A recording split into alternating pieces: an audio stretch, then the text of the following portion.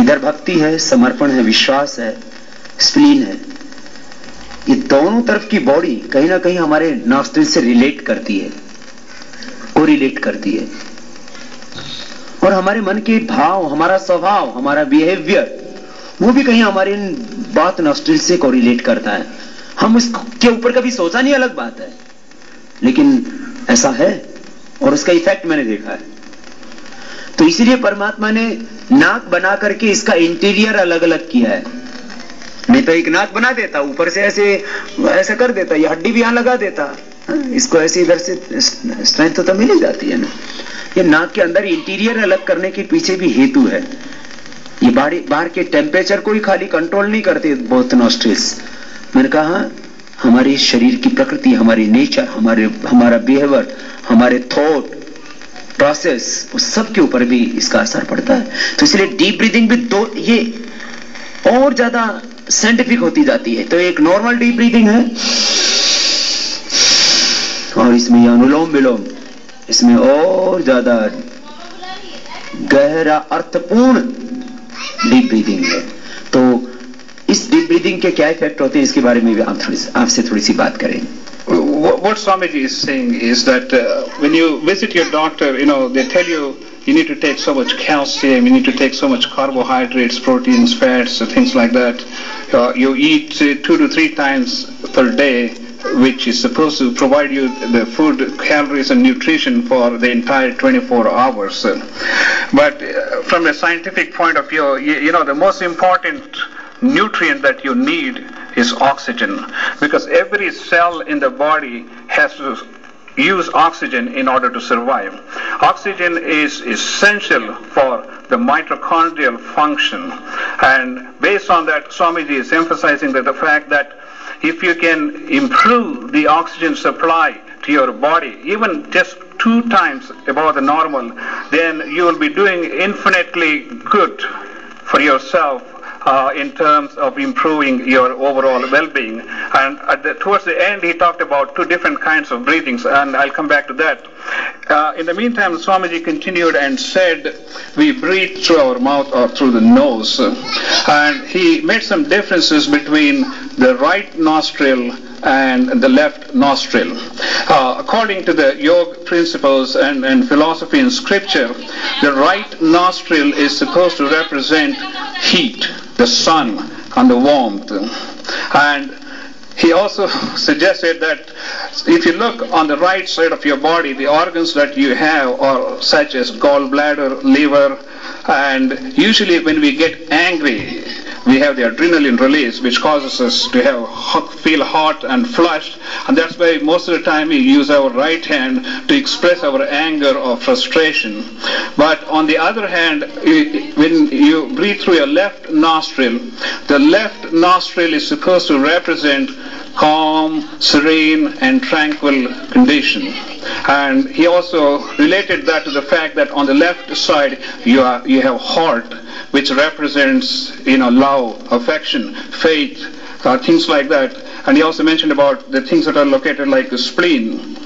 And coming down towards the end, Swami said there are 2 different kinds of deep breathing. You just deep breathe. The second part is, of course, the anulom and vilom, which Swami is going to expand on it a little further and then explain much more benefits that you get from this anulom vilom exercise. मैंने deep breathing और internal exercise का जो effect देखा, उसके बारे में अब थोड़ी बात करता हूं। इफेक्ट ये देखा कि मैंने जैसे लोगों को डीप ब्रीदिंग करवाया या अनुलोम विलोम करवाया,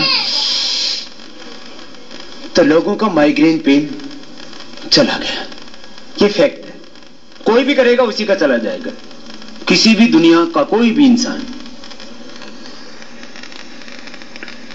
माइग्रेन पेन 1 to 3 मंथ्स लग सकते हैं, ज्यादा से ज्यादा। किसी को तो होता ही 1 मंथ में, तो पता ही 1 महीने बाद चलेगा। अगर किसी को रोज होता है तो उसको जल्दी फायदा हो जाएगा। माइग्रेन पेन, इसका कोई मेडिकेशन नहीं है।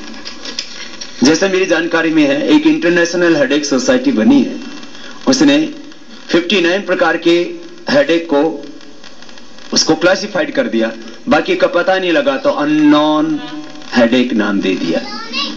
60 प्रकार का सिरदर्द तो बता दिया लेकिन दवा ही नहीं बना पाए।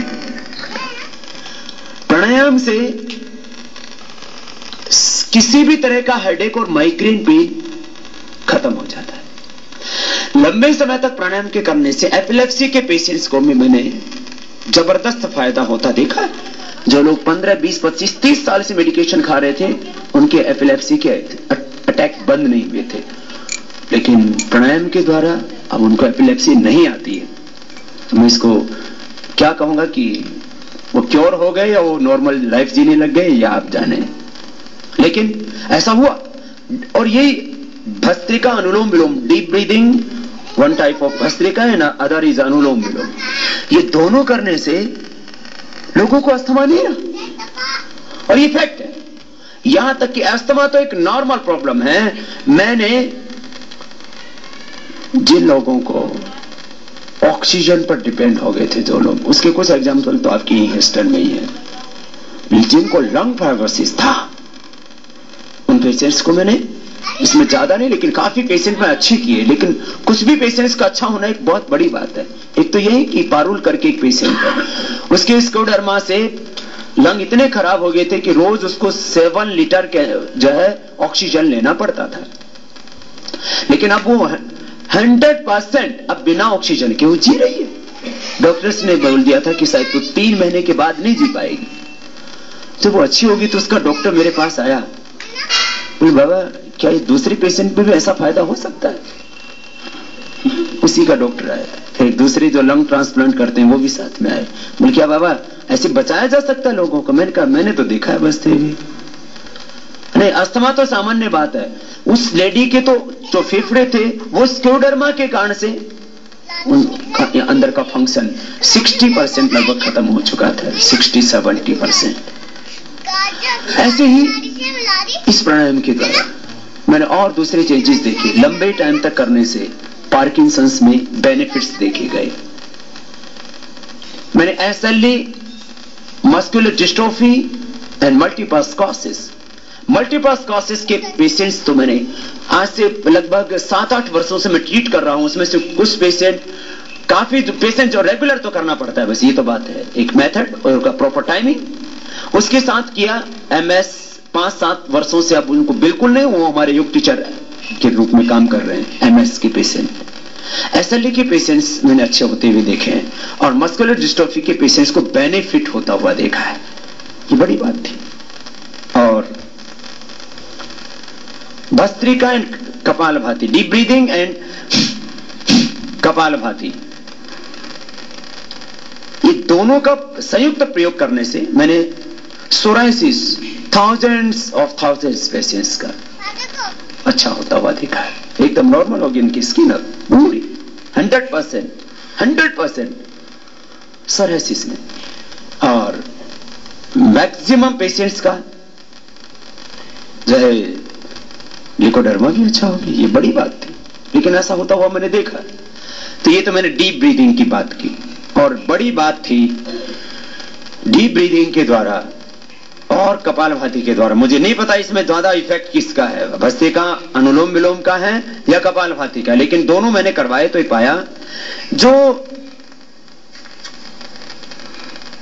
पेशेंट जिनके हाथ पैर पतले पड़ गए थे पोलियो के कारण से, अब जिसका जो 1.5-2 इंच का पैर था उसमें 4 इंच का हो गया, मसल्स आ गए प्राणायाम के द्वारा। यह बड़ी आश्चर्यजनक घटना थी।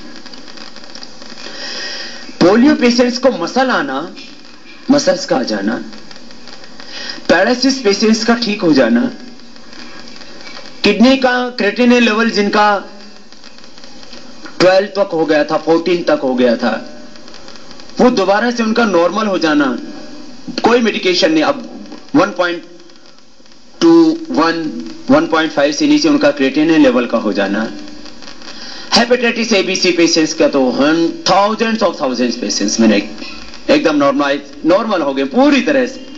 उनके अंदर अब वो साइलेंट भी नहीं है। हेपेटाइटिस एबीसी साइलेंट बड़ा खतरनाक होता है।